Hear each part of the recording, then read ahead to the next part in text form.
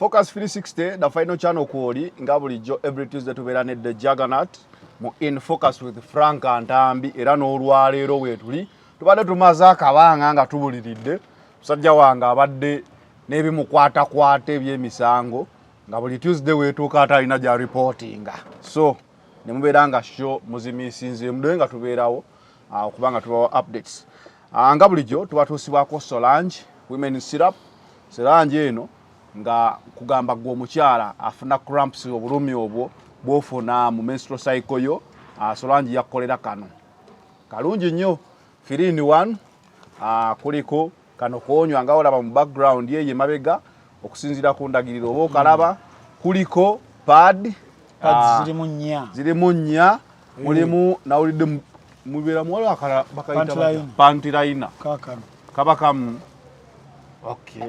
okay kale era kwotandikira kitegezo gulo mulundi gumu package kimuno beera ngo kifunye ofuniddemu eddagala likujjeeko obulumi obwo ate ofuniddemu pads ofuniddemu pantulaina embeera nebeera ng'etambula ate nga kanga okupaakinga gwe osobola okapakingira omuyizi ngadda ku ssomero osobola okapakinga n'otambula nako mu handbag yo kajjamu bulungi nnyo so toddamu awo kubeera ng'oli muwala oba mukyala n'ogamba olina obulumi mu menstrual cycle yo cramps ezo ate muna habo mouthwash muno ono ye gwalina amannyo amalwadde amannyo gakuluma gatandikiriza gagenda wa musawo sooka muna obwo bulumi ajja bugoba ajja nakujjanjaba amannyo gaguba owunya akamwa galimu ebituli bosaye ekinyogogobe ekyo tagasanyalala ganyenyera bosenya ebibuno bivaamu olusaayisayi ogayiza ludda lumu oba owunyakamwa bagambe osanyesemu na habo mouthwash eddagala ettuufu mu kujjanjaba endwadde ez'amannyo eza buli kika ne bagamba n'okugamba nti nno gwali eyo weegendereze bakafindiizi tebakuguza ekipaape ky'eddagala tebakuguza kopi bakuyita bukopi kano kaliko origino era ndowooza osobola okukalaba ketegereze bulungi nnyo nga wolaba mu kalango kabbeeyi nsamusamu kakakasibwa National Drug Authority bino byonna byakakasibwa National Drug Authority so National Drug Authority yabikakasa bisange mu clinics pharmacy supermarkets ne batunda ebintu bya bana Uganda mu abali ebweru ojja kubanga osobola okubisangawo byombiriri ate Hajja Sindikiza musomi wadduwa gwalina ebizibu ebyenjawulo naabwe osobola omukubirako ku namba y'essimu gy'olaba wansi awo nobeera ng'osobola omunnyonnyolamu ku mbeera gy'oyitamu n'abanga asobola okusomera edduwa Biva Organic and Natural Health Products basangibwa side zaawo Emmengo Dr. Senjobe Richard gyali bulungi nnyo akugukidde eddala yasoma ebintu ebyo n'agamba naye empeke zino abantu zibaleetera obuzibu abamu acids zivako acids ezimu ne zibanga zolona system kati ye yasalawo n'agamba ajja kukozesa bimera emmere eddagala okubeera nga jjanjaba endwadde zonna wali owulidde siza mu kisenge ku basajja siza mu kisenge ku bakyala zokka family planning ate nga naye ali organic baana bato bano abalwala bannangu mwana akulwalira alina zi immune boosters buno bulwadde asthma buno bulwadde okukolola senyiga ulcers misujja bannange webale nnyo njogere ki ndeke ki bamuyise Biva oba bagise Biva Organic ekozesa emmere nga eddagala namba z'essimu kweziryawo ate Biva Organic okumanya byakola abyesiga ye yasooka okukola eddwaliro hospital kizimbe kiramba nga kijjanjabisa butonde kitegeeza siyo omuntu gogenda okugula akasengo kenkya nedda so genda ku Biva Organic Kabaka Njagala Road Mukasa Road awo obuuza ku Mwebatonda omwenge omuganda kizimbe kya green ojja kuba okiraba ng'otuddewo ti mu bulango oba okiraba awo ku side Biva Organic abantu tujja kuboogera mpola tunaboogera mpola awo lunaku olwaleero In Focus tulina Uganda Cranes ntambi namulabye twabaddeyo agenda nanyumirwako naye nze n'ensonga zange mu bantu abangi nyumirwa nnyo okubeera nga neseseemukko nina fears z'abantu abangi but thanks for supporting the country ogendayo ku kisaawe tugenda kuba twogera ku mupiira n'ekibalo nga Uganda bwebeera ebya Uganda biba bya bagiyita mati biba bya mati okitegeera buli we tusamba omupiira kati tuli kugwe South Africa mati anyway tugenda kuba tutunula waawo tulina bino mbadde mbirabidde ebbanga olutalo olwasibuka mu boys dormitory bwe mwatandikira omwo olutalo olwo luze lulanda kati nensooka nendowooza nti bakamamu kantu naye ebyokama akantu birabika kati byafuuka personal olutalo lwa Junior ne Kasuku kati wetutaba abegenderevu luyinza okutuusa abantu okujjirayo amajambiya abaali balowooza nti lwakantu ngenda olaba olutalo lugezi olwaleero tugenda lwogerako tulina ebibuuzo ffe bye twagala okwebuuza n'abalabi bye bayinza okuba nga beebuuza ne bagamba once upon a time they were best friends mwenna nga kulu yammwe gye byaggweera mwatandika okumogoka mpola mpola. I think you can do people justice n'obabuulira perspective yo ggwe ku lutalo olwo kuba naawe you have been a victim, Sharom has been a victim, Lady Paz has been, Bruno K. Olutalo lwatandika ng'olusaaga paka kati wano ndowooza tuli ku climax y'olutalo naye tujja kuba tutunulawo ku lutalo olwo. Twogereko ne ku musango gwo nakulaba ku press conference nga bannamawulire bakukubira ekikono bagamba waayi omusajja yafuna ebizibu nga defendinga Queen akoze eki Queen n'agamba mulabika mulina bye mwamala then tujja kutambulirawo tutandikirewa in focus lenzi stoke ziteekewa leero onna wagumu onna wookya onna wontandikiza taata katandikire ku lutalo otandikiza mu lutalo siri muntu wa ntalo naye ekisooka ogenda n'otunuulira banno bwe mukola omulimu gwe gumu banno wakati nze nasomako ne Kasuku nasomako ne Kasuku kumukati amawulire awo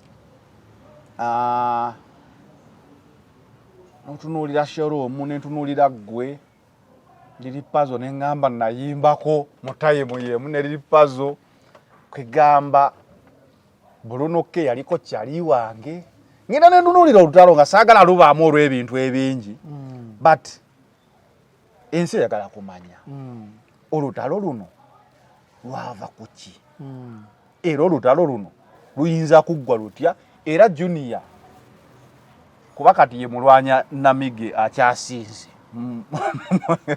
sijja gamba ye mulwanyi alinga Isirairi akuba Ezibora akuba Iran akuba Houthi akuba eno kali bwatunula bwati nazukuka ngagamba leero ebikompola mbikasuseewa you have been a victim Bruno has been a victim Kasuku Sharom talina gwatakubye omusajja mwamukola kyera obuzibu buvaawa tutandikira awo ekinene njagezako kubanga kuba ye Isirairi eriwe bye buli kintu ne bajengenizi abakubye moto wange Junior mayo twatendira omuziro gwe gumu waliwo affection jenfuna ku muntu nga twendira omuziro gwe gumu ngamba muganda wange muto wange actually muto wange ng'olutalo kiki mwamukola ki ekisokera ddala ngenda kwa analyzing ensonga zino without any fear or any favor to anyone but as someone who will analyze embeera zonna ekisooka tulina okukitegeera mu nsi we meet people nga abasinga tubalabye maybe bukulu olwanekya nga waliwo ebitugasse either mukola ekintu kyekimu omulimu ne gubagatta mukkiririza mu kintu kyekimu katugeze ng'eddiini nebagatta baswahaba n'obasanga ku muzikiti ng'omukwano bagujjaawo ne bagutwala ate ne gukulira ddala abalala mu bizinesi zaabwe ez'enjawulo abalala kusoma we bityo and then ne mufunamu omukwano omukwano obuzibu bwagwo guyina emiteeko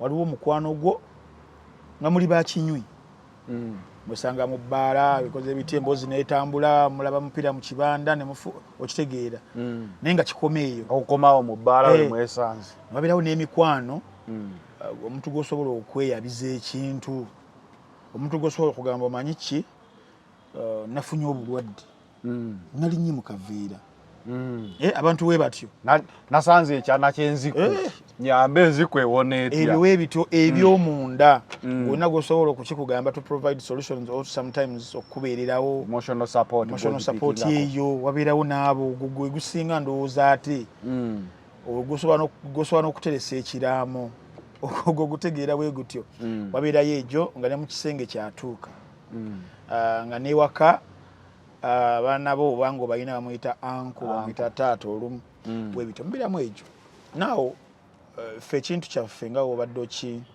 ogezako kitematema twesanze bukulu abasinga wano era ng'ekitugasse essimu eno TikTok simu yonna kompyuta oba olese kamera n'onkwata ne ba-uploadinga n'ogenda ng'otegeera abantu abamu olwa yo output abamu nagamba ntambi oyo musajja alina ensonga tusobola okubeera mukwano gwe nti juni oyo omusajja alambika ensonga bwebityo gyegyo emikwano gye tufunye wano akabi kaagyo nti tegiba na foundation eri engumu eya twemanye okuva ku leve eno tuzze tweraba twemanye obunafu bwaffe twemanye n'amaanyi gaffe foundation zezo zobanga teziriiyo you're going to clash every now and then. You clash here, you reconcile here, but you learn nothing and forget nothing, then you clash again.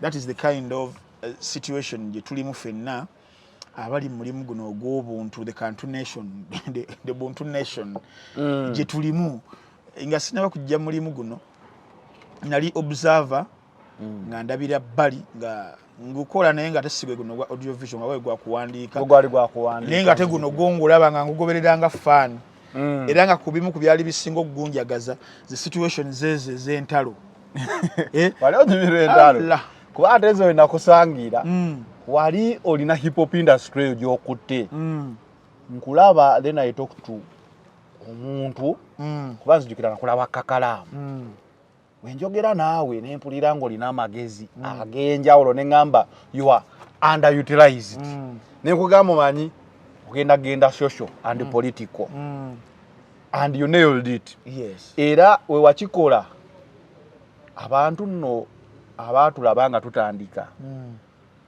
basanyuka nnyo okufuna omuntu intellectual ku level ez'abasemujju then along the way noddayo mu bye wali oyagala bye wali tonaba kuwansi ebya art music bikinderozo olwafuna backlash ngo abantu agamba tukwagala wali naye nga bo bali tebamanyi nti obulamu bwasooka kuba wali kituufu gwe n'okyusa nenda bamagezi amangi go wankyusa era abantu nsibanki bagamba nenda bamagezi amangi nga amagezi gano gagenda serving wano better because tewaliwo enough people abali bakikola ngate kiri bangi bali bakikola so you needed a breakthrough. Yes. So byali binyumire by'entalo and not only me mu butonde yense bakigamba abantu mu butonde bwaffe abantu twagala nnyo conflicts okusakanya sodi twagala nnyo embeera ezezo okubanga kuyombagana abantu bajja kuyimirira babulire okuba kulwanagana bajja kulaba batunule balaba bani abeekuba endondi kya mu butonde ya olinya boda wano nolaba abalwana omuyaye n'asiba n'omugamba ngiri kuvudde n'agamba kasokala beyo kazi ketubwe bulamu bw'ensi nti tuzinyumirwa tikyani kya isima all access kyani kya full figure ne betwala kyani kyakaye wisdom yetwala ne isima era nnaku lumu nasanga isima ku asfaz yali 2022 nga sinabeera ku stepping my foot muno namugamba wankubidde bulungi omusajja nangamba tayako video nenteekako wano alenga kayenga mukwano gwange gwe Gideon yali amutaba Gideon olieyo simanyi ludda wafe tulye no biki that nino yali muganda wa kaye yakyaliwo wano kadi isima muita Gideon oba kitegera so byanyumiranga nnyo naye nganze mu butonde nganze omuntu nga tesibisobola nga sibisobola olw'ensonga waliwo consciousness yo kubanga olabo entalo ezo ebiseera ebisinga byonna mumaliriza muvudde ku mulamwa ekinyusi ne mugenda mu shadiness kwesiiga mpitambi kwevuma kwewemula kati nze mu butonde bwange I can't live with it yani mala nvamu ekigambo wano nga oba kyabuwemu oba nga kyesittaza wayita akaseera I regret nze n'obutalya mmere lunaku lulamba ndala nga kimaze okubeera recorded nga kigenze era nga bali mu kijje ne mu kijjeeyo kyanaku nti mu era ya fene sawa zino tuli mu kukola ensobi empitirivu enyo neziri recorded obujolezi bubangawo luli abantu bakola mbadde ndi ku simu n'omuntu omu ali mawulire naye yaganyuka nagamba obuzibu tuba tuli mu kwogera kw'ezo ensonga nagamba obuzibu bwa mu ntambi sawa zino buli nsobi gy'okola eri recorded ffe twakolanga ensobi kubanga okukola ensobi kya buntu teri muntu atuukiridde twakolanga ensobi naye ekitonji ekyaffe nga oba gikoze ku radio that is it kikoze eki kigenze no one is going to record abeere nga akikomyawo essaawa zino alina kampani gyalimu ey'amaanyi okitegekise telecom company msososene nena ngamba ntambi bakubeera nga tulimu eno era nga sibina ffe twazikolanga bazo recording maybe neno business oba company gye waliwo omulimu gw'otasobola kufuna kangamba osaba mirimu gya UN egyo biti bajjayo obutambi bwo ne bakolako assessment we are not the image we want. Kati that is the challenge we are having essaawa zino nti tubeera mu ntalo ne twagala okuwininga battle ne twerabira okuwangula olutalo the war kubanga ebigambo nga nzida kukyembadde nkugamba nti nze like I can't get away with like sola kulivinga nakyo nti okuvuma era bujo mbadde nsiba nkigamba abantu kye kintu ekisembayo oba kye kintu ekyanguyirwa buli muntu abeera anyiize nga talina solution ya kunnyonnyola aresortinga kukola ki kuvuma na kukuwemula ajja bikola byonna byakuvuma akuwemule naye wagenda bawe cluster of other people nga ajja kunnyonnyola ensonga eregguke eyavuddeko obuzibu nannyonnyola so ono omuntu aba yavumya asobola okuwininga battle avumye gwe gundi olinga kino olinga kiri olinga kino nyoka alinga kino olinga nga kino nakulisa kino nakufaananya kiri because mu mbeera y'abantu nga bwe nagambe tubyagala tugenda kuwaga tambi kyakozezza ne lubanna tambi w'amaanyi oyo yamuvumye oyo yamulisiza oyo ntambide juggernaut tagenda ere mugende kompola ntambi n'empaga obalabye ani addakaawo ani aliwaawo omulala ye bamumpe mukube I will win those battles but then the war which is the war the war yeno nti bwe maze okubanga nvumazza nerwe ebigambo by'emuvumi nga biri recorded muwe mudde one ngenda kufiirwa emikwano emirala ejyalinzija ku level eno kuntala ku level ki level dako people distance themselves yes ngenda ku losing business opportunities okitegeera waberenga no one would want to hire me no one would want to make an allegiance with me no one would want to make an alliance with me whatsoever we nalibeera nfunye mwana wa bwala bagenda kuwasa kubuko bayinza n'okumunyima oba bayinza okunsunga so zeze ntalo zotalabirawo wano mu kifaananyi kisooka wano naye nga za mudda toyinza kuzira pozi nga weefumintiriza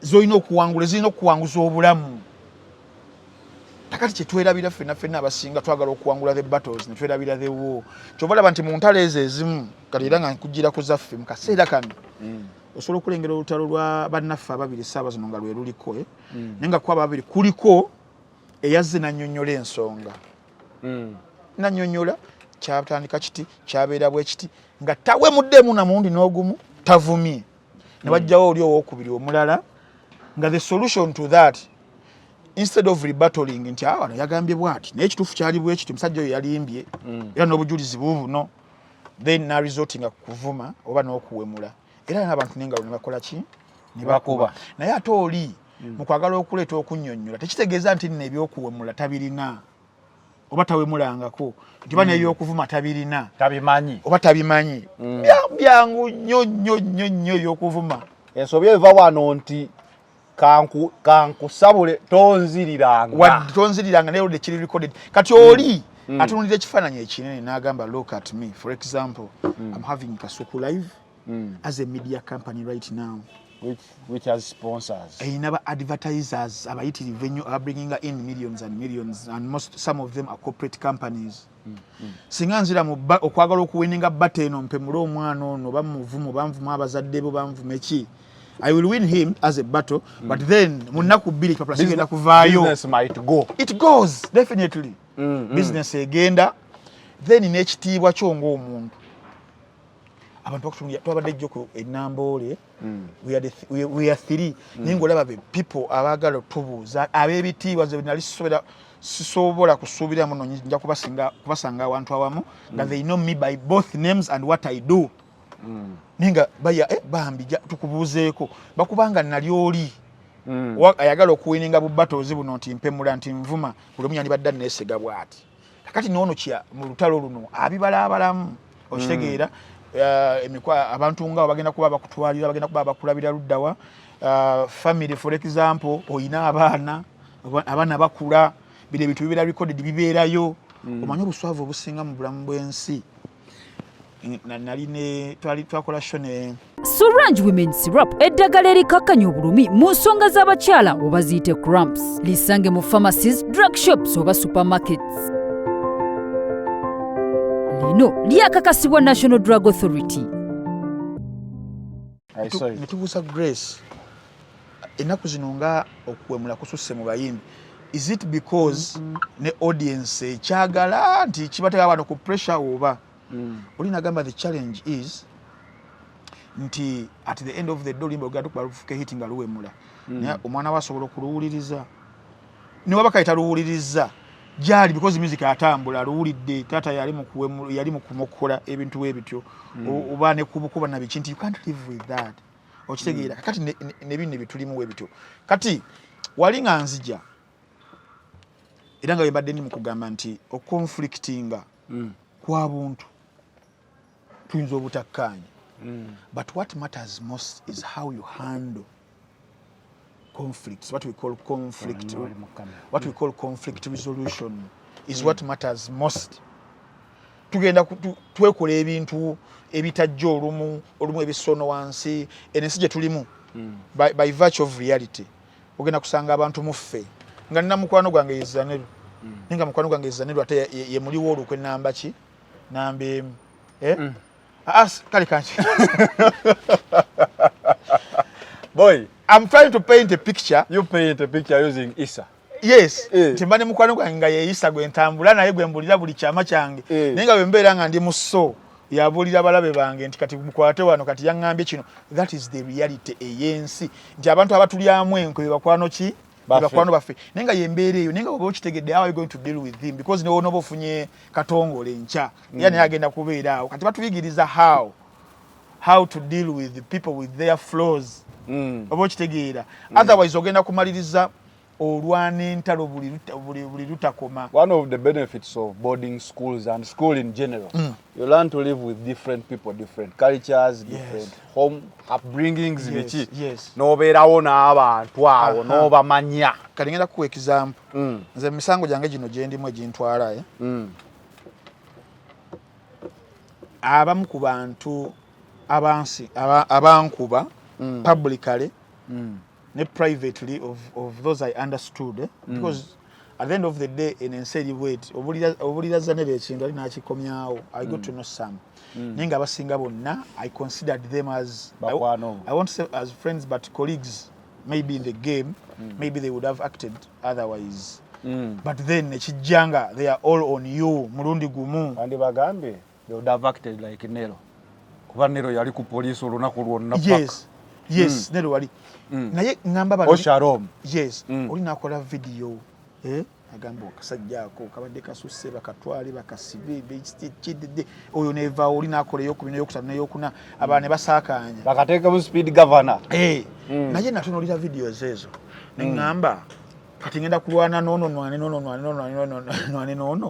ngate nina ekinene kiri mu kubanga kintwala okitegeera ngamba kankole ki mbitegedde naye kansirike not because sina byakubaddamu not because sina bunafu bwe mbamanyiiko their weaknesses nange zesobola okukozesa to settle scores to win a battle but there was a war at stake that I had to win kyekyo nti mu bwongo obwo ofuna that gift ekugamba n'ogamba let me lose this battle let me focus on the war at the end of the day bana abantu ngenda kulivinga nabo era mu bimu ku bye nakola waliwo omukwano gwange yansindikira ssente zali milioni zinga 2 abantu abaali bankubye nga tuli mu game eno yembali abantu 6 ne lisiti njirina ningenda nga nsindikira buli omu mobile money wa $35 kubakubye kubeebaza nti mwebali kubanga mu challenge ezizino nabasa I swear mu challenge ezizino tuyigiramu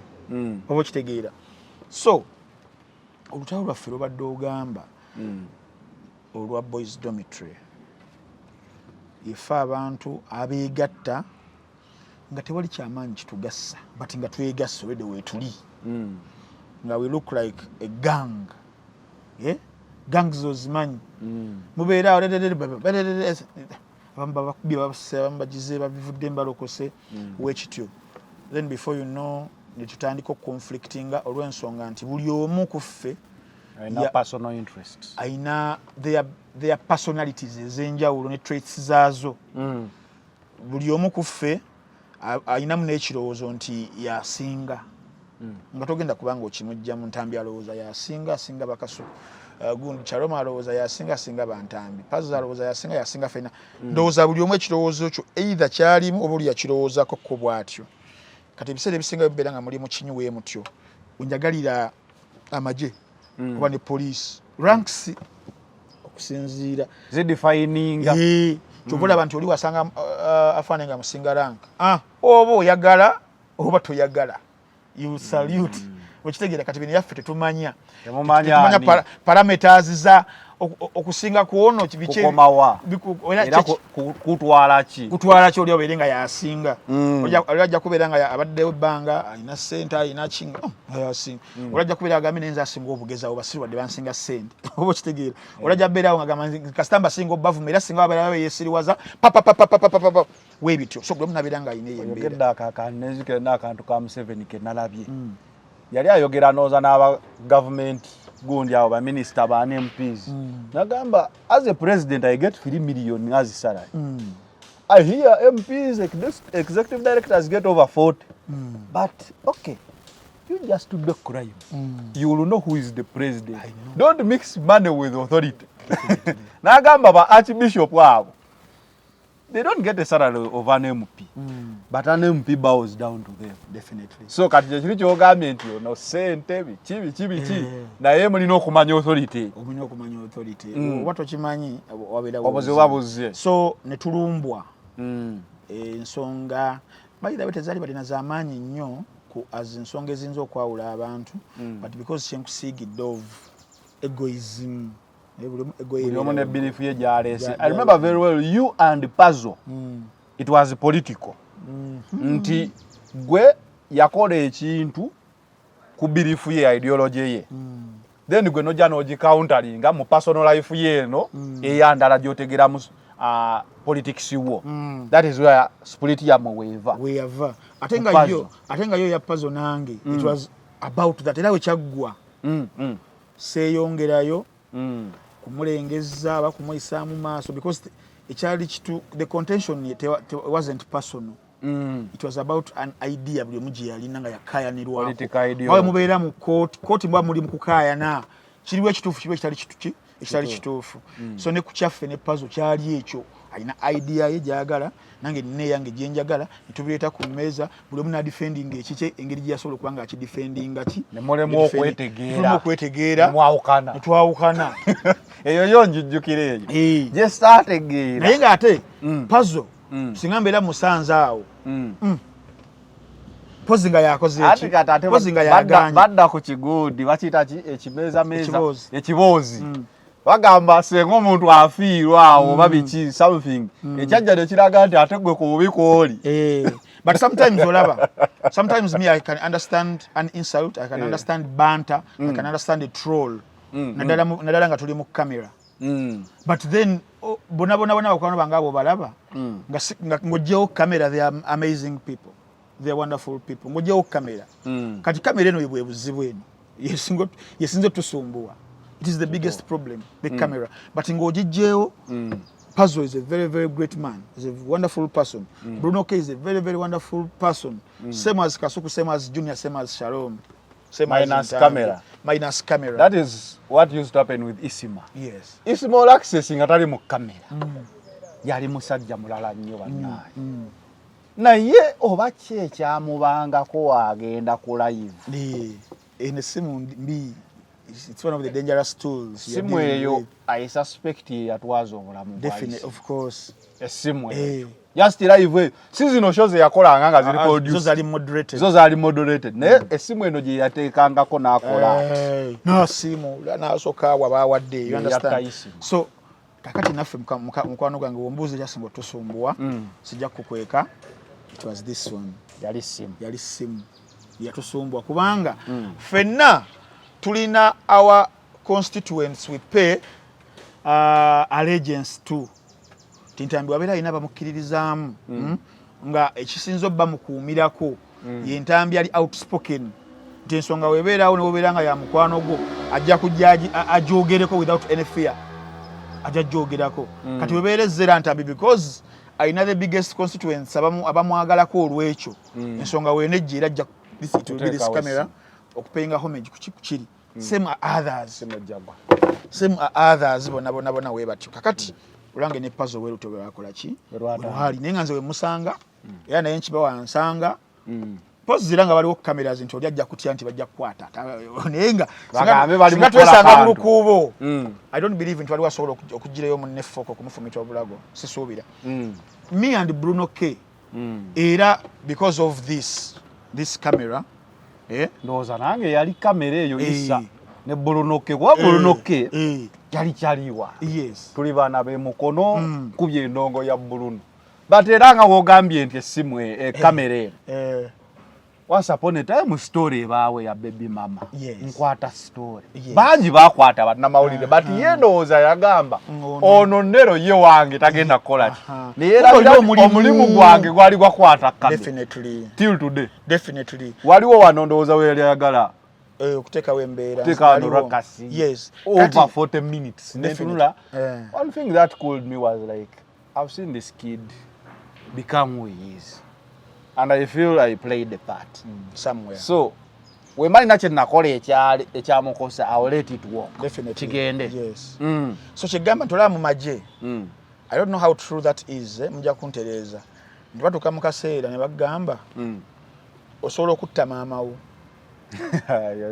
osobola okutta taatawo birekeo byabatujju kati mu ba communists ensezo kati nga zi North Korea ezo ziraba osobola okutuuka nga maama we spy akoze omusango spyinga ku the security national security of North Korea nga embeera yakumugjawo can you era buli omu agamba no nga bamugamba can't I convert her tewaba ozo mugaba kanyogereko naye ati tewaba nawo bera compromise basobola okutta kakati naffe omulimu gwaffe guno ogw'amawulire ogulaba regardless of each and everything nogulina okusigalawo gulina okuyimirirawo however engeri gy'okikozeemu nti nze ne Bruno K ekyatwawula temusajja yalinayo show ye nokola analysis nengenda nenjatendingako nogikubako capacity zino zanga za mirundi 3 nga mukwano gwe then ng'omuntu agenda otunulira ensonga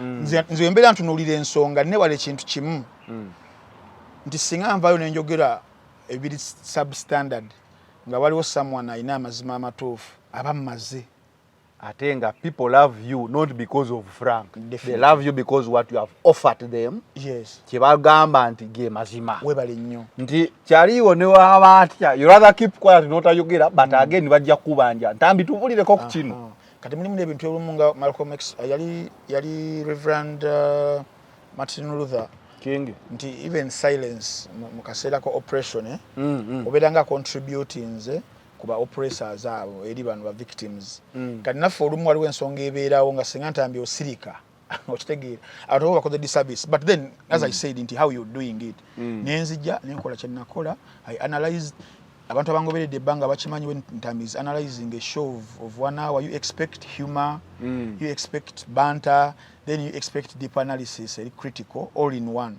that is what I did which offended him which is understandable nalala kunza ategeera ba artists nti Waldova bonna bali weba ti mama waabwe tata waabwe yakiyoomu balina kubeera ever receiving ya positives zizokka omusasula milioni 10 okujja okuyimba n'atuuka leeti ate ayagala bamufuuwe ng'ali ku stage bamukubire n'engalo bamuyimbire n'omuyi bayimbe abateekeo ne microphone webale nnyo kwakuwadde milioni 10 me I understood and awo twayawukanira ku ekyo nenga tesi kyabuntu nti nno muganda wange wabeera ayina challenge gyafunye nga nina wensobola okuyambira sola kuzirinya ku grave I cannot do that nitugenda ku lutalo olulala ezange nzimaze mbuze endala ezange zinyonyodde olutalo lwa Shalom ne Junior lujja lutya Shalom ne Junior gwe ne Junior kyekyaliwo ate zine Junior baliwo ekiriwo there is nothing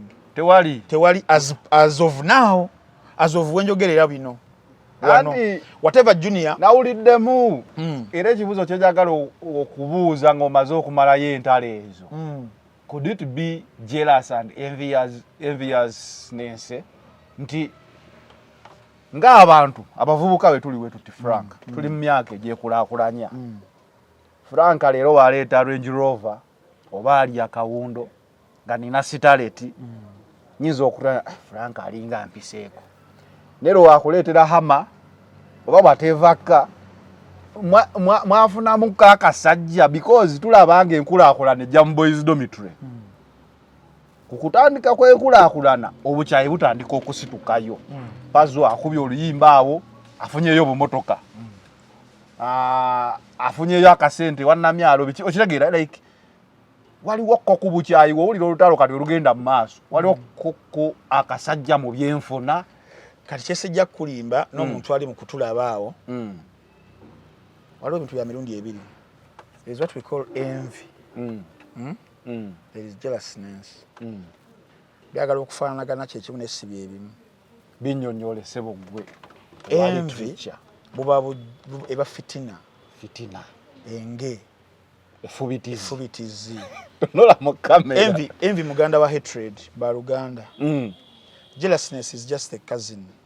Okitegeera nti nsaalwa okitegeera yereeta envyism nti osobola okusaalwa n'ogamba singa kale emmotoka ya Zanero eno yange kibeerawo mu buntu avuga atya akanamba kati fenga bawagira omupiira katugeze Arsenal ne omupiira gwe yakuba Madrid n'owuliramu bubi nze nawulidde mudde enswalwa kemwaleese Sisiko ebeera nsaalwa tugamba twagala Jokares Sisiko ngaalabika ngaasinga ku Jokares n'okwagala Sisiko gwe mwali mwagala okusinga so ekyo kyensaalwa mu bantu ffenna kya butonde oli abeera munagamba singa ennyumba eyo singa ekizimbe kya hamu ekibadde kibadde kya taata wange n'omuntu n'oliraawo nga okyeyagaliza nti singa si kikyawabula nga kiki wabula embeera y'ensaalwa weekula yereeta envy ne hatred okitegeera ne bibeera nga bikula so muli ndowooza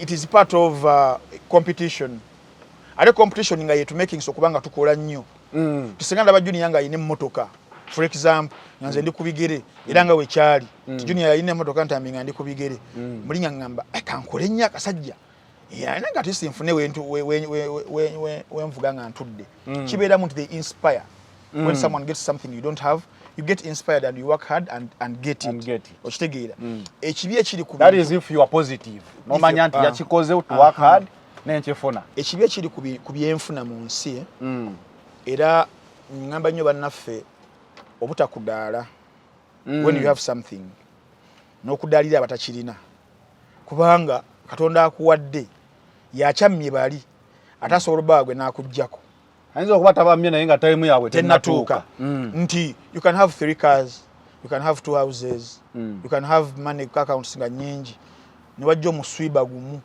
neguzikuba zonna noddayo ku zero. We've seen them.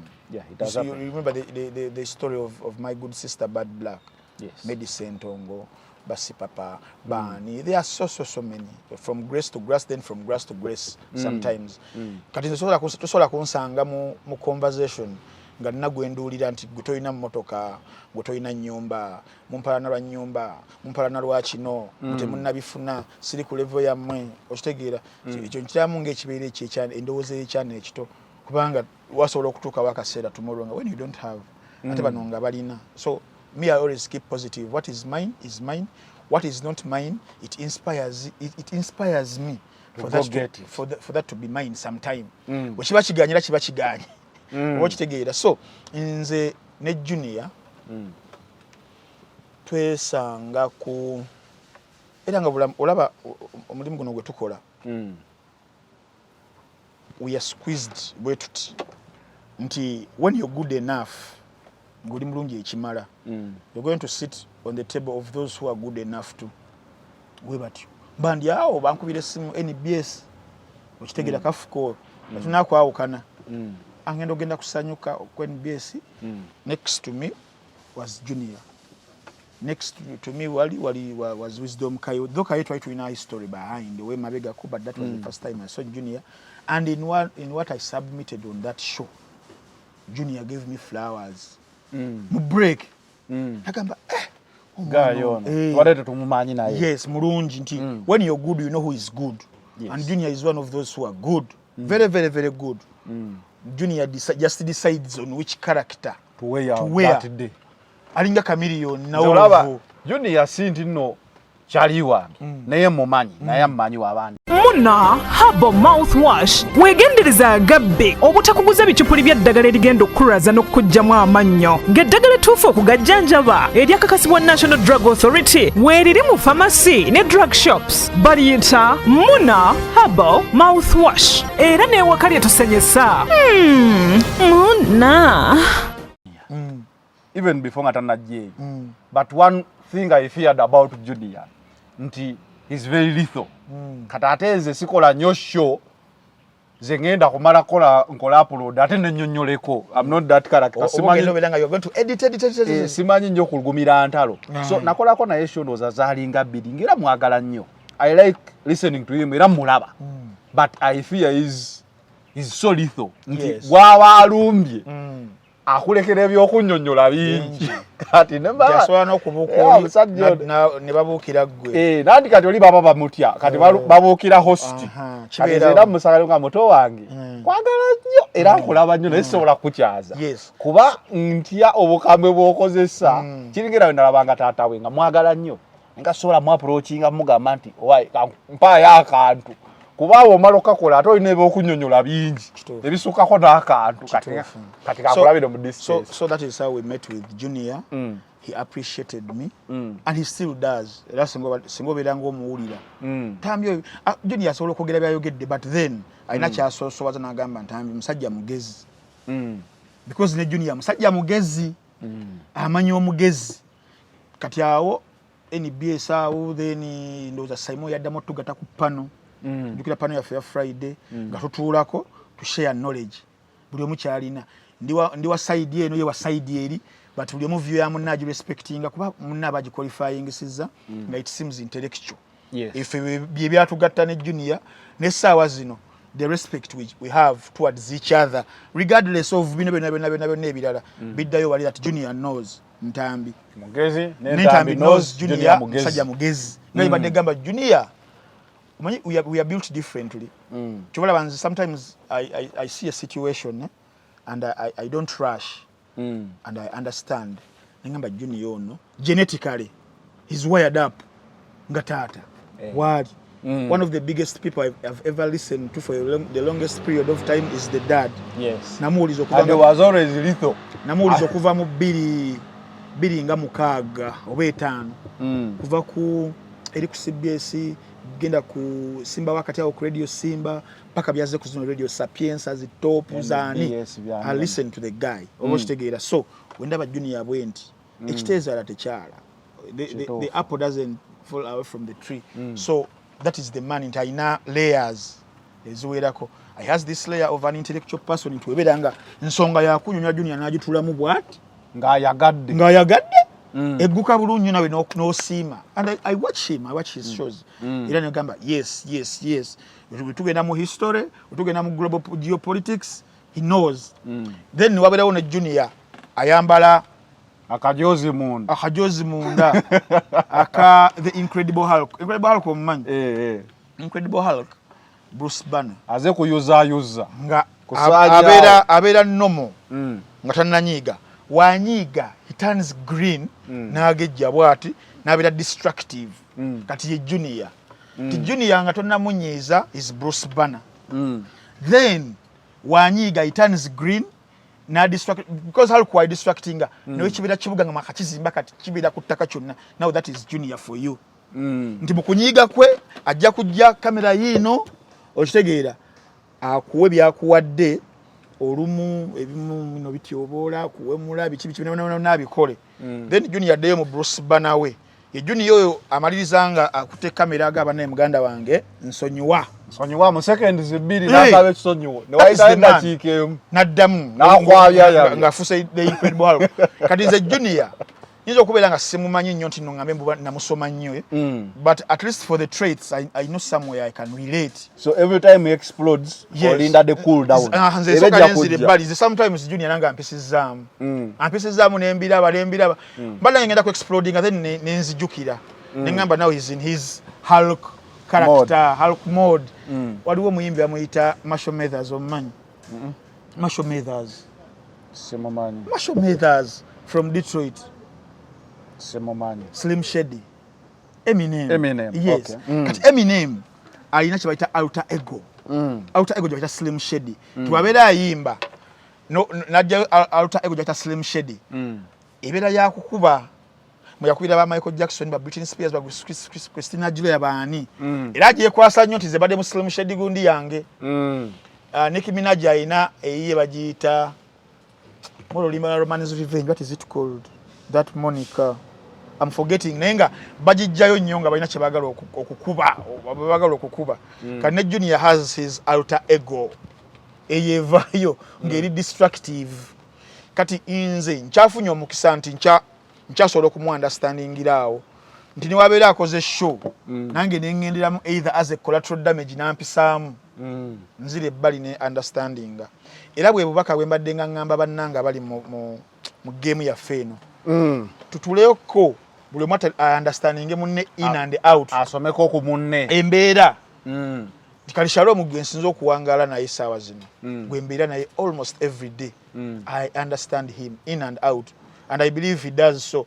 Idasobola kulimba munno fe tubeera mu kunywa mu bisigo koba hani nti tulina bitu challenging anga fe bane conflict zibeerawo n'okwetwala ne muwetwala but then buli omwe amanyi munne era ogenda okulaba buli omwe nga yezizza. So that has to extend to other players. Omu ku bantu abasinga okutu understanding ffenna ekasuku. Okay. Okutu understanding okututegeera. Nategeera ntambi ono. Kwa kasuku waliwo yagamba kolaga kasajjako okalabanga akali peaceful. Naye kanyi katinze wenyiga I use this. No wandi. Nze wano mbigambo sisobola nnyo okubastinga naye wenkwata police bagamba he didn't say a lot but he wrote something. Officer, what did he write? He wrote something. Era nagenda mu file yange nga mulimu posts za X. Nange nenziramu nenzutunuulira bwenti. Ngamba nga nali mukambwe. Omukono guno. Kakati kasuku ekyo akimmanyiiko. Era yagamba ba Jenkins nali waliwo nawe namwandiikira omukoko gw'ebbaluwa kasuku. Oba yali ankoze kimusajja wattu kati nantegeera. Era we na explode yakimanyi Frank. Waliziza ziteeka muki mu kuwandiika. Kati ina understanding. Kasuku understands Junior too. But yes. At this moment ndabange has he had enough?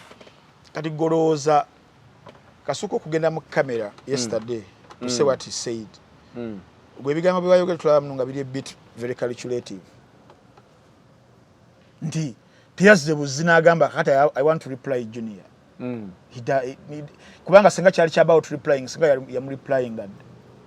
But he's also very calculative naddala mu when timing and how and the choice of words I'm going to do what to use. Nenga akimanyi bulungi nnyo the repercussion. Yabadde akimanyi nti as soon as Shalom uploads the video, as soon as Zubeda uploads this video, as soon as Megatron, because yakoze satu omulundi gumu.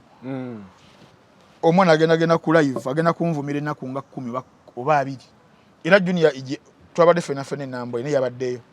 Oba Junior tulese nayo omusajja wattu. Tuba tuli awo ayangu wavume. Tuba wano Kevin akamyeyo. Bano bambuza akantu kange ne beka. Omwana nga uploadinze dda ali ku live. Netugibeerako wano nabadde nze Kasuku, Shalom oyo tubadde awe wati. Nga tulina mu kunywa bereya. Ne tuteekako ku screen ennene kaawo. Nga munywa wabavuma. Nga tuseka because we expected it. Naye yabadde muse yagambye. Bano ke badnesembereza. Atwamwesembereza batugaye bugambi nti abaddewo then today morning ndabika video nga yabaddeyo. But shemanyi ndo mpira bati yagumazeeko. Nga ayagala nga the incredible Hulk character ye eri mu kwambuka eri mu kwambuka. So nagenda n'akikola. Naye nga nkugamba nti twabaddewo wano tubiraba ne tuseka n'okuseka. Nga tuseka. Ne Kasuku ebimu yabitaddeyo ku status nga bamuvuma. Kitegeeza omuntu understanding omuntu. Nti wenkola kino agenda kuzzaako kino. So obeera omanyi at the end of the day. So for Kasuku too, he knows. And then the respect I give Kasuku is his level of tolerance. Okitegeera. Kubanga abantu fenna nga bena kugambye maybe what helps him so much is because of what his expertise, like he studied psychology and stuff. Kubanze nkubuulira tubeera wano ne tulaba ne tuseka ne tulaba nagamba amuleke Shalom muffe is a match eya junior muffenna abasatu. Is very fearless, is wade, is aggressive. Ntira era ndozo jjo tulabe ku Sunday Nation vitwale tubiri nako yenga asumuludde. Mugeza ko mugamba Shalom yasumuludde. Gaye he's a match. Era jjo begereze mu ntalo junior is strategic. Is a strategic fighter. How mu lutalo omanya ebiseera ebisinga wabeerawo omuntu olaba situation ya Aronix okuvuma Bebe Cool. Oza lwaki abantu bonna bakuba Aronix nga waddewo abantu abakuba Bebe Cool ebiri waasi ne babaleka. Is called a magnetic bully. Omuntu bwatyo nga ayanguyirwa okulumbwa buli omu. Bamulaba ye munafu. Naye kati omuntu abeera aggressive kati katuze omugenzi yisima. N'ayisa mugwayisizaamu. Nammwe amajege muntu namwe mugamba ati tugenda kutambala kasajja. Tujja kwongera busungu. Kajja kututta busi. Kati mukulwana junior strategic. Shalom basoma bonna bemanyi bali besinga omwaka gumu but maybe even their personalities zigenze za advancing and Shalom wasn't this Charlie. So junior maybe mukutandika he underestimated Shalom ntiasobola okuziza omuliro because ensonga we zatandikira zonna Shalom was composed nga aliyo n'asirika naye nga boilinga inside nga junior amukuba naye nga boilinga inside olunaku luyasalawo naga naye kati kambikule ate levels ezasinga kuza junior era ka junior gy'omwegendereza era Shalom wa mukubaga Shalom nze njagala oli gwere okitegeera so he knows tusegenda kwereega nono tugenda kwetwala kyengendo omuwa kyagenda okumpa even much worse kyekibi ekiri mu kuvuma nti no one has monopoly. Kiri kye wagambye nti waliwo Ntambi Kasuku abati ebigambo ebimu okubayitirako ku butambi. Then there are those who are very free. Definitely. Shalom talina kigambo kyatya ne junior talina kigambo kyatya kati bo besobola baba besobola kati mutalo mba mwesobola omu abastrategic nnyo nagamba ono kanso ye kansoke muleke kankomewo keno eno bani abalina ebyokufiirwa Kasuku uno waali maybe n'entambi wabeeranga naye annyingidde naye waali jenkenizi nti njabbawo njamuwa ebibyo naye njamuwa ebibyo tebagenda kunziza in the strength yemu era njabba wangula because bano bantambi bakasuku babala chiri the war tebala the battle era nti junior ne waba ampisizaamwe mulundi nga 10 nakuba yes bisobola okunumanga omuntu but then I realize the bigger picture nengamba no so olutalo lugenda kuggwa lutya lolo nagwo wale lugenda kuggwa lwa Palestine na Israel luyinza olutaggwa olw'ensonga bonna abalulimu bagezi abantu abalaba nno nga abasiru naye bagezi olina okumanya wogenda okutayimenga munno mukubemko kajjaabu omuchekingemukko osubira reaction ye mulimukko lugenda kuba lwakantu mulimukko ebiseera ebya drought y'akantu tubali mawulire oli agambye bakisukubamukko Kasuku ono ne muddamukko Kasuku naye agamba waine kankame ozaki Kasuku mu situation zonna junior abaddanga amuvuma nga ye wakeera enkya ku big size show ne bu video abuzanya bwe bamuvumye ye na monetizing olutalo kati bano mukuwangula Kasuku is winning kuba ya monetizing n'olutalo olwo nafuna views emitwalo 2 ku mitwalo ki ku mitwalo 3 ye kati ye mubazi omusufu then ebirala ebi exchanging ddwa byonna nyinza obutabigendamu kubanga mu lutalo mubeeramu woleetera destructive weapons okusanyawo omulabewo nti ensiri eyinza okukuluma gwe nojjayo ki embazi ogikube nti osobola okuwaayiriza osobola okukola ki osobola okuleeta ki osobola okuleeta kiri mu kwagala okudefeatinga mulabewo then n'okirekera audience n'ejajinga naye nga bikyagenda mu maaso bikyalanda naye kenyini kamwa koogera okumpisaamu okusuubira very imminent nga signing yaffe eya Carlos Baleba okuva mu Brighton okujja mu United naye nga wenkugambye nze mbala nnyo the war okuwangula the war than okuwininga the battle not because basi ina bigambo, not because basi kuina ko bwina asobola okukakanya wansi, but I might not live with it in my consciousness. Tudde we walala. Tugendeko. Tudde Nambole. Ndoza tugende Nambole. Nambole Uganda Cranes. Yes. Omanyi ngompira le gunnatandika. Anookero yakuba penalty match eyagwa. Nabadde ndaba nti ompira ne ngamba naye omwana alani penalty ye bakugano bayandi tunnyonnyodde atya. Dalitebye endala. Kumalala amayitirivu ge yalaga ku olwo. Ne kuno yavudde wala. Kati we bamuwa penalty. Ndowooza naye yawulira kocha ayinza okuba yamugamba that was nice naye kati bagenda kusoma. Bakipa bagenda kuwaitinga because akantu kokola kaba weak. This time he steps back. Akuba penalty nga balino zikuba. Bade powerful. That's why keeper anti yakutteko kyakwatako bane ejirako nagusanga. He was very quick na reactingirawo. But tunyumize ku Bajita Chan. Yes. Uganda ne mati yayo. Wakati okutyate kweyongedde. Nijo olwakubiddwa. South Africa yegula emipiira. Ejigula. Tochiteka mbantu. Kati nganzo omuwagizi we Uganda. South Africa yeze tukola ebintu. Ndabira ddala nija. Egenda kweyala. Eri South Africa. South Africa. Ejjega South Africa tusinga akabonero kamu. Kati atenga Uganda erina kuwangula mupiira. Awe wali obuzibu. Soko tukubireko ku mati ya Uganda Cranes. For the very first time. And how is the stadium? A stadium for starters. Me, I've supported football since 2001. Ogwawano. Ogweli ebweru 98 World Cup of France. Naye ogwawano nti nalina baganda bange abantwala ngeri nakivu wankuluko ku Nambole. Nti there are very very few matches as Uganda Cranes esirabyeko na maaso gange. Badinga ngenda.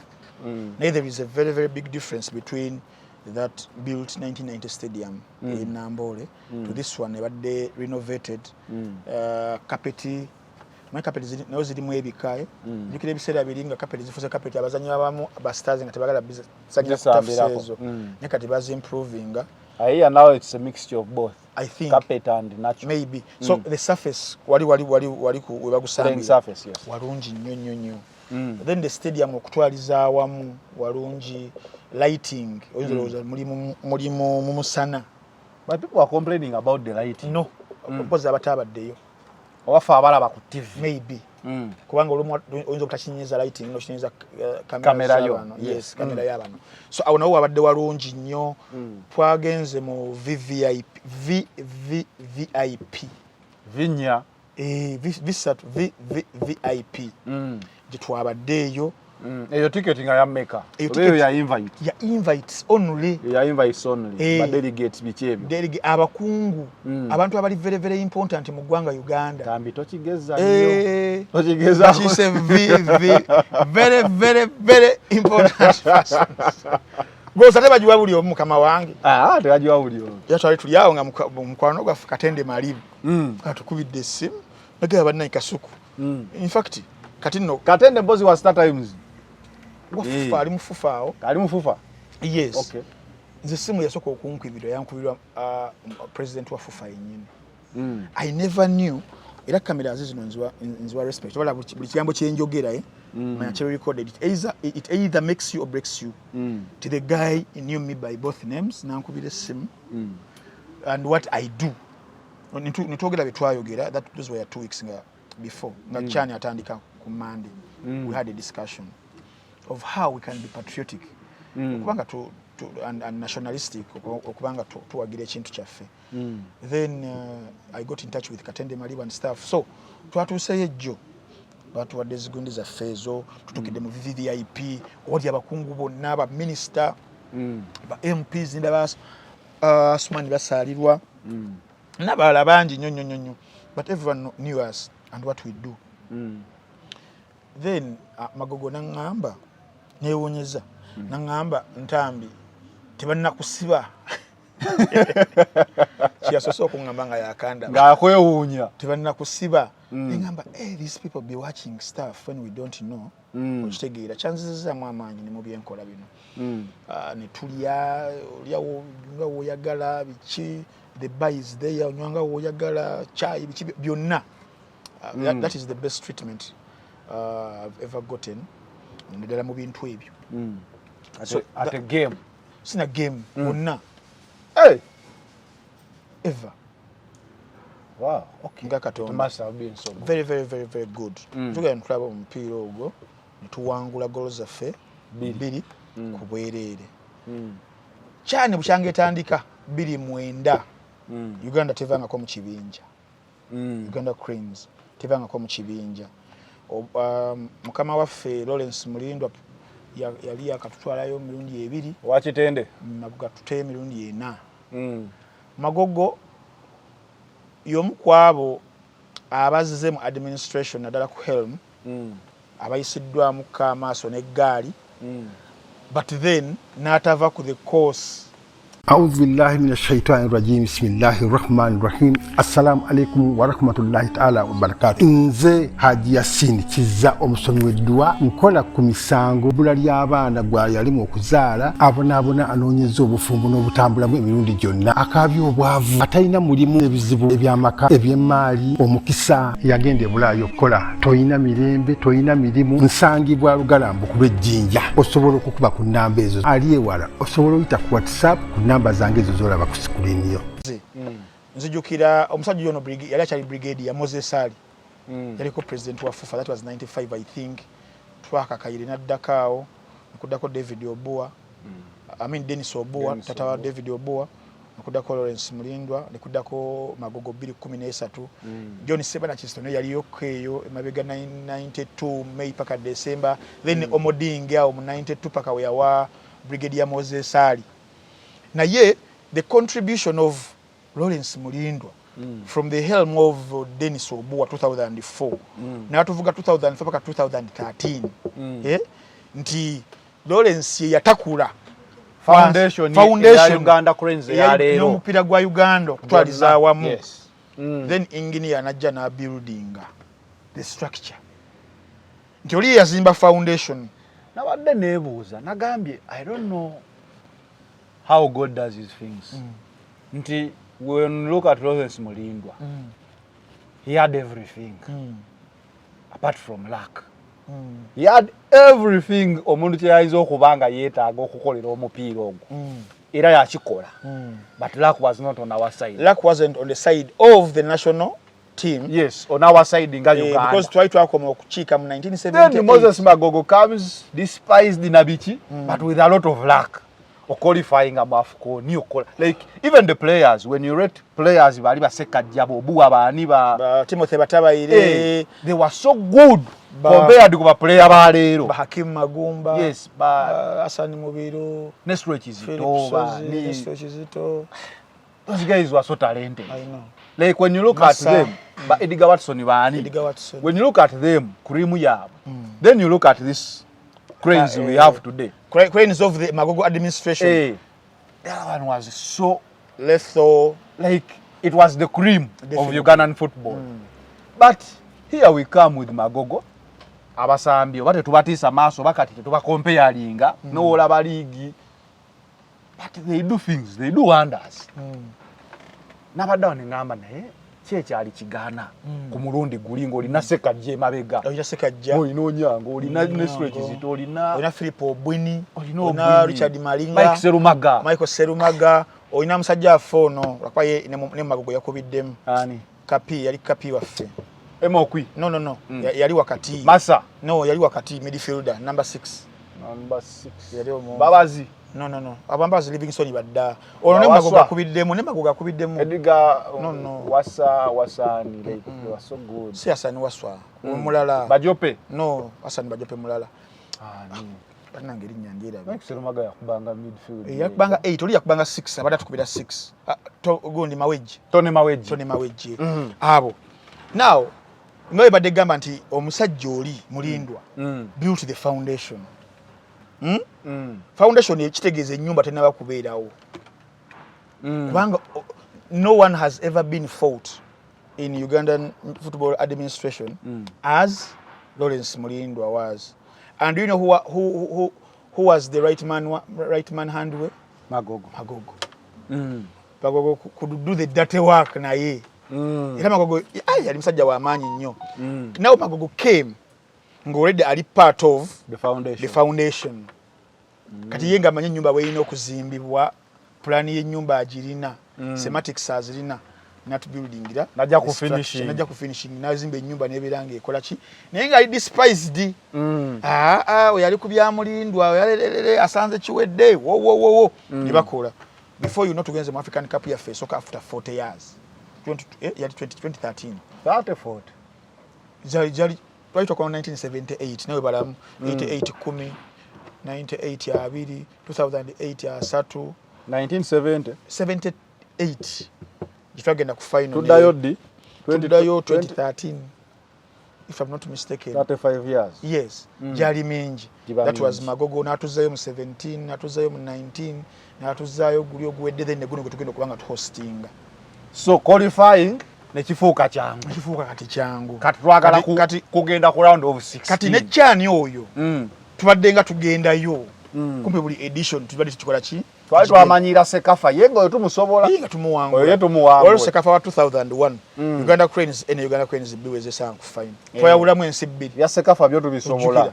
Kakati wano ngakati ekibulayo essanyu litwagala. Because olaba success ina variations. Waliwo wobeera kati nga Uganda Cranes nga ekiruubirira waliwo kyatuka ekiruubirira kankujjukize nga ensi zaali nyingi nga qualifications ziri complicated. Waliwo gye bayita preliminary round. Preliminary nga yokutwala ogenda mu bibinja. Kati nga batukubira ku preliminary tugenda mu bibinja mu bibinja. Ne tuva mu ka basket yako tukyagenda mu preliminary katugenderawo mu kibinja. Ne tugenda mu bibinja nga kitwagala kuyitawo. Twagenda mu bibinja nga twagala wangulayo omupiira gumu waki. Awo ne wabeerawo nga twagala tuwanguleyo omupiira. Aleso twankulayo gumu. Era jukira twakuba Nigeria. Ojukira omutwe gwa Serunkuma mu Abiokuta. Golojja kuba ne bagitta. Tututa Nigeria tujikuba. Ojukira kuba South Africa wane Nambole. Tujikuba naye tukubira eri ewaabwe nga tufuna mu those. Kasa tukubiyeko ku munene. Kasa tukubiyeko ku Togo. Tukubiye Badibayo. Tukubiye Banwako Kano. Okitegeera. Nga yakubiye ku Ghana.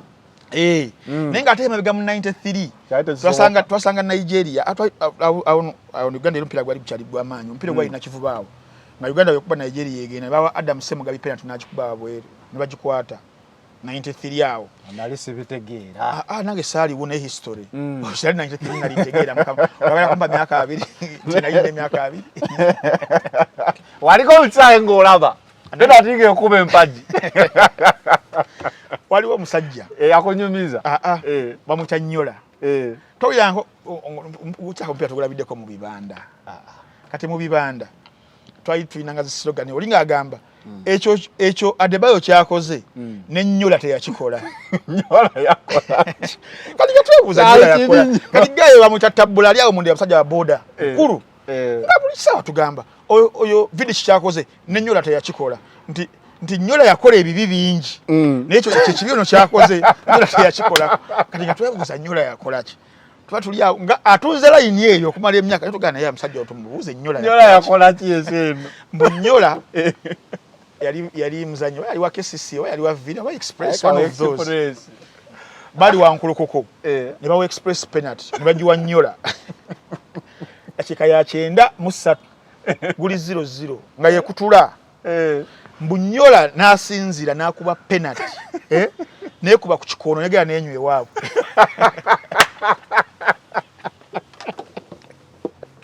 Nyola yajjako kati mbwe ekyokoze ne Nyola teyakikola samba ko mpira yebido mgenda singa ngo okutya kwalinga kwata goal era si kwata goal nga wemba nsamba because I was a good striker nga wemba nsamba mbira neno mentality nja kukuba omupira bakukuta gokote kati nga ole bagamba genda mu goal njirowoza mutwe gwange njirowoza kuba omupira bakukuta naika Nyola yakikola nekya kati kyako abasajja alina bwezi bibozi be batulimba nga nti si China yasambira mbigere mwembu empologoma ejja kuba kyali kifirimu kyani kifirimu kya kya Shaolin Soccer nga bakitunyumizanga filimu eyaddala I mean Omupiira ogwaddala. kumbe China its first appearance World Cup ya 2002 kakati mbadde nkunyumiza Uganda nebeera mu mbeera eyo tugenda mu kaseera nga twagala kuva kuwangula omupiira mu kibinja AFCON tumanyi tugenda kusemba tuwanguleyo ku mupiira sina kuteebayo ku ggoolo eyo ne kivaawo nga twagala kuwangula omupiira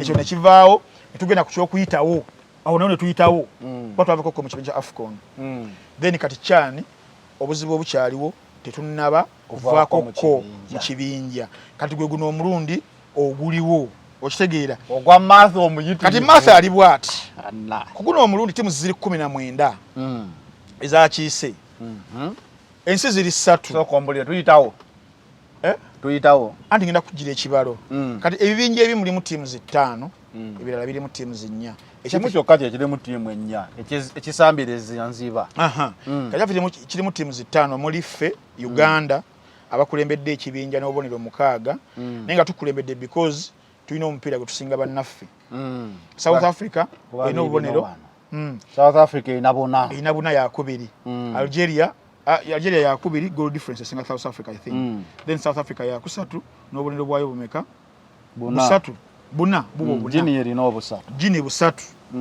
then Niger teyinaawo kitegeeza wano buli omu yenna Niger agenda kumukuba kyekyo South Africa jenge erina 7 South Africa jenge erina 7 eyenkanyakanye n'emipiira Uganda then ebirenga yekulembedde n'obubonero bwayo bumeka 7 nga tuli bakubiri either n'akabonero kamu then Algeria yebere kubiira omupiira gwayo kwana yine emipiira gigi n'ebiri Guinea esobola okukwata Algeria draw before kuzannyo gwa Guinea Algeria inozannyo gwayo ogwokusatu yenkanye ne Guinea ne Uganda ne South Africa nebezannyo Niger okitegeera kuliko yine emipiira ebiri kitegeeza yokubira ogwokusatu eba na 7 webere gugobye ne South Africa yokuba ogwayo eba na 7 otubeera tukifuza bakumeka bakusatu ku mipiira esatu okitegedde Uganda wange sokolene Algeria ine emipiira ebiri gijo ne South Africa emipiira ebiri bano bona abera lwaki bano balina ebiri basatu bano tebannesamba besambe kubanga Niger erina ebiri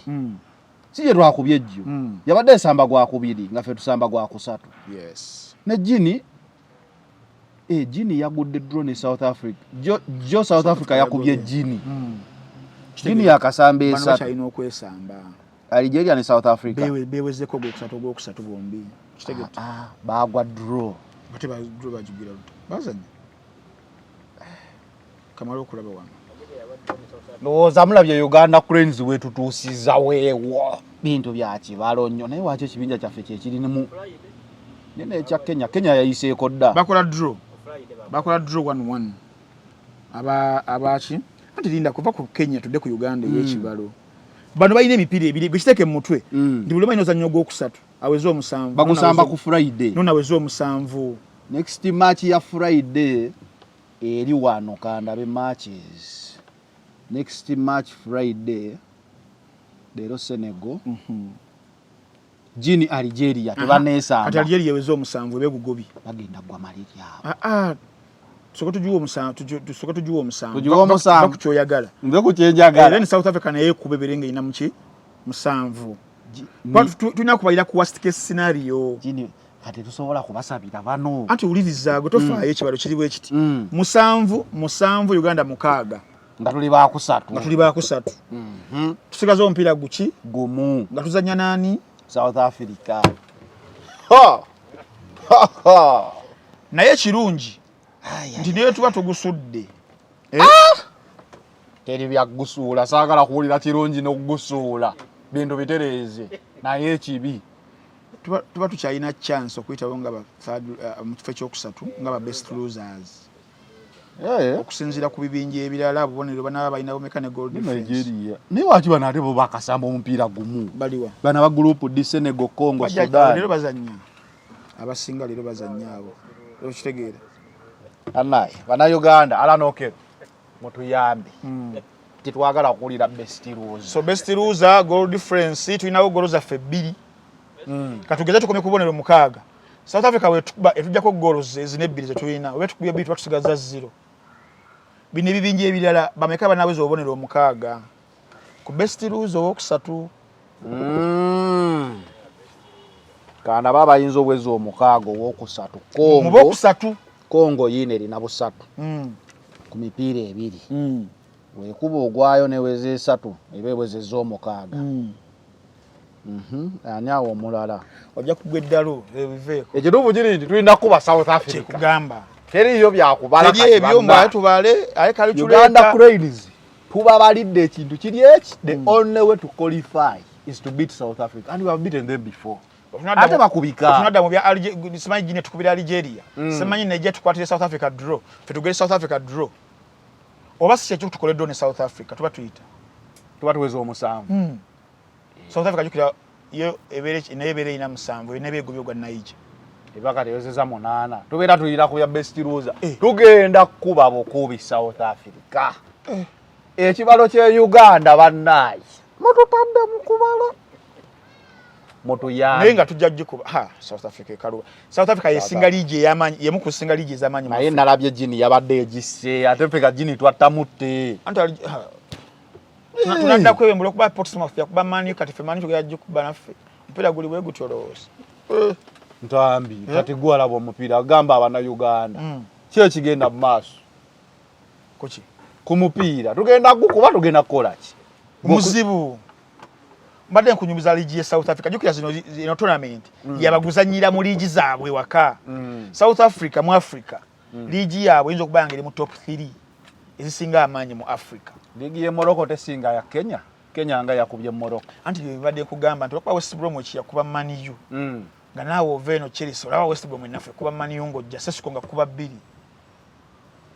wafunye Sesco season eno ate nayogerwako kunya nembewumu sijja kwogerako ngenda kufuna balebaleero oba enkyafu ozo mpira ogusooka tutandika nammwe ku Sunday we tugenda okubalaga nti Jokareza asinga Sesco Jokareza emikono gyagiteeka ku luneeno agambye Jokareza mu kutereeza akavi tamanyiza nnero Jokareza akola kano bw'ati ku Man U agenda bba bw'ati agenda bbaku nga Sesco Benjamin agusise mu bbanga bw'ati sagala ondeete engulabe naawo manyi omupiira gunyumira nnyo ewaka nzira engulabira waka omupiira gunyumira nnyo ewaka kuba mu kibanda wano tuyinza okulwana ku mupiira wano saagala nnyo bantu bampagirira mu kutu kyova olaba ngulabira nnyo ku TV so awo ewali math naye abantu bawagira omupiira nawulidde nti ebbeeyi ku luno kaafu yataddewo ebbeeyi sibiri ebya fufa okuseera tiketi era kino kya kaafu ekirimu ssebo era naffe ssebo nadde nabenyagala okutwala mu VVIP bane munyongereyo kamu ne baŋŋamba ssebo mu kaafu yamaze ddo recognising eri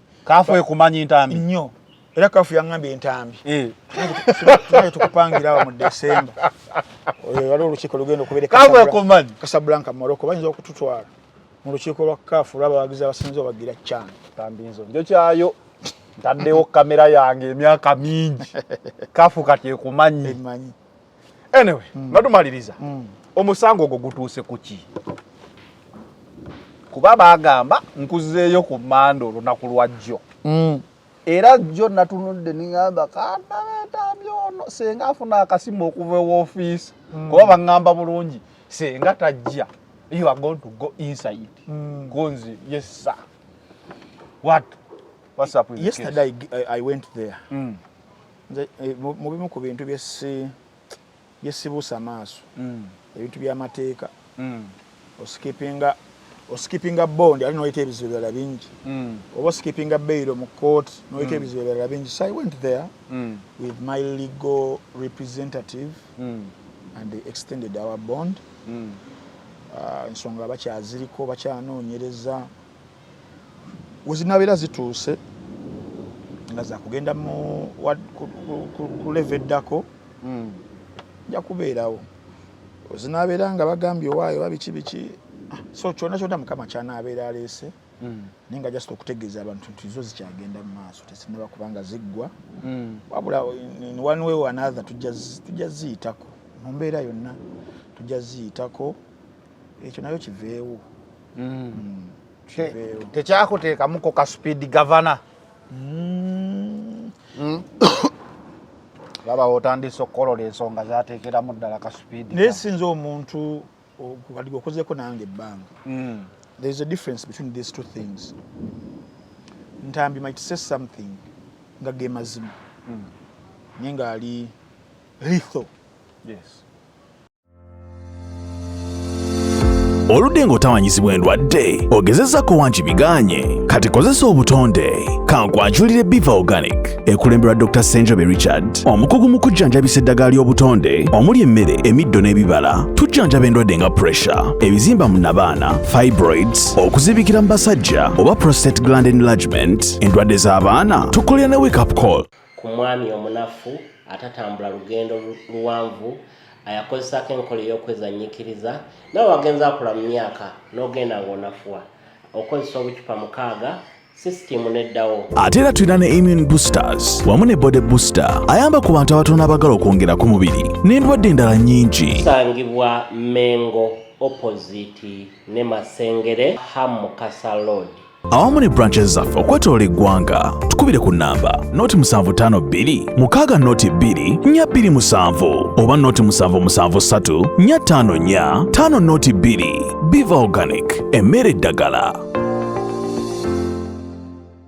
You might say something nga ge mazima naye nga ge mazima naye nga ndi lethal kati gwe how you perceive it you might perceive it as an insult. Samateeka go gagamba nti ekintu oli kyayogedde wekibanga kituufu kati oba kyogedde atya nga kyekituufu okitegeera so kubiriza abannaffe abali mulimu guno okwemanyiza okumanya amateeka agakwata ku mirimu gyaffe gino otherwise someone will take advantage if you don't know but the information I've just gotten right now just today is when Tuesday Balamu yali yagamba nti abaana bali abeyambula abobuwala abeetaaga abeekomberera mawulire genfunye baganya okugendayo ogenzeko okuddamu okufuna they are going to be arrested on Thursday if they don't appear owabbalamu poze be bashani lips shani lips nani mulaba bayani bagenda kubasiba bagenda barresting but you see the challenge I'm having with our system that's why nti utogedde ku buseego ebintu biri mu tukuba bukubi obuseego nga tebwagala kwogerwako bujja kwogerwako but government everyone will be you know obusobozi you have to have a legal advisor oba a lawyer our system is so broken nti otunulira someone because the sagala selected justice obutambi obwo bwaliikinga morale budikeyinga society n'ebirala but so are so many isolated cases of moral decadences authorities zeganye okutunulamu for example ku social media kuno n'oba ogitaddeko obuteesi kati ogenda kulabayo ko omuntu amokola ali mu kumukola ali mu kuvuma but okumokola is rewarded in the system now that is okumokola to them kisinzira omukoledde ku side ki kyanti kyekugamba nti this is a broken system tetwandi bali na selected injustices if tugira mu kifaananyi kyokwagala okutereeza oba okitegeera but also nze amateeka nga manyika akatono olabe obwo obutambi obwo because the direction they want to take ti bano bakola ebikolwa ebyobusiyazi abaana ab'obuwala besiyaga ebicontradictinga naki n'etteeka lya Uganda omanyi byemba mulina okuprovinga awo abawawaabira bano ababiri bebo that is one nekyokubiri vidiyo eyo yalikodingibwa ddi eyinza okuba nkadde ng'etteeka tebanaliteekawo kampisewo basponsors bange isawo basiponsa kubanga twogedde ku buseegu buli omu awulira enkuba weetokota so mubamu ku balala tubagamba bane mugendeko mu bannaffe aba Muno Watch bwe mutimbagana okugenda okubanga olabira films enjogerere mbadde nga nkibagamba ba VJs ba Uganda bonna nti omuteeko ogusookera ddala kubanga odownloadinga application yaffe eya Muno Watch gwayina Android nobeera nga ogikozesa nobeera nga downloadinga application yaffe n'ogiteeka mu ssimu yo nammwe abalina iOS nayo nobeera nga downloadinga application yaffe okuva mu App Store embeera nebeera nga etambula bulungi nnyo n'osasula just emitwalo 3 egya Uganda egyo nno nga gya buli mwezi muzimu ku films eziriyo olunaku olwajjo Vijay Junior yafulumizza akafilimu ke bayita Assassins kalungi nnyo ka parts ka series yakafulumizza obutundu 6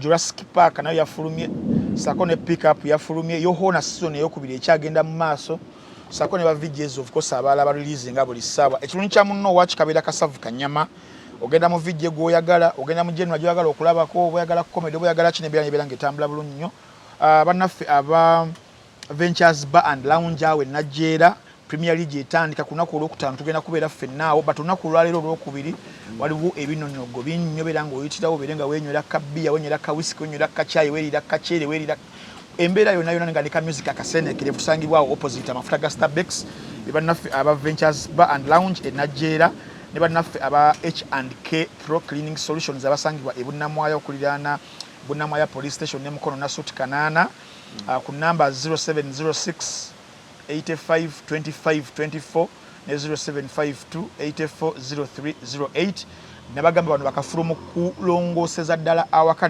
ne gabeera nga mapya bakola full house cleaning kuba kulongoosa nyumba yonna netemagana bakilininga sofa sets ezo ne zidda buto abalina furniture carpets ne bazirongoosa ne ziddamu ne zidda buto abalina pavers mu lujja ne bazirongoosa ne zidda butyo abalina amategula waggulu balina kibayita rooftop cleaning amategula n'amabaati ne baba nga bagalongoosa ennyumba ne shininga netemagana sako ne full compound cleaning n'obeera olina muddo mulimu ki balongooseza ddala n'abalina emifulejje namwe bannaffe abalina hotel ne hostels bano bannaffe bo ekituuka kubeera nga balongoosa be basinga babayita ba H&K Pro Cleaning Solutions. Manot Haven Airbnb nga gyensembyayo esangibwa Naalya nga bano bo bakugamba nti tulina akapya essaawa zino kuba nalina bagamba nti mwabagala okubanga mugenda okuwumulako okwebaka mugendeeko awo buli kimu gyekiri ekikozesebwa wifi waali TV weeziri mu kisenge ne mu ddiiro sofa set weeri firiji kyuma kyoza paasi ate nga bwekyoza kikalizaawo